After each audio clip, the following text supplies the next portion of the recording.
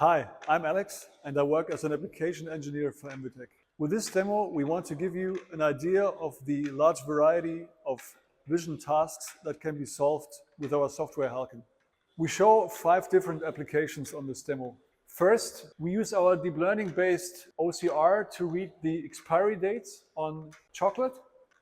Second, we use our shape-based matching technology to find the position of the ring pulls on cans. First, we extract the outer edges of the can, then the inner circle of the ring pull, and then we determine the distance to find out if it's in position or not. The third application is simply reading a QR code, but a curved QR code on the surface of bottles. The fourth application counts cheese slices using a 1D edge extraction algorithm. And the fifth application uses a deep learning-based anomaly detection algorithm, which is able to find tiny defects such as a small piece of plastic or hair on a cookie.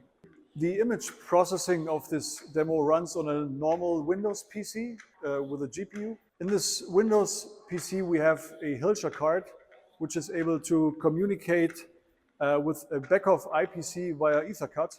And this back-of IPC in turn controls the movement of the demo. In terms of the image acquisition setup, we use a flat dome, a 5-megapixel camera, and a 12mm lens.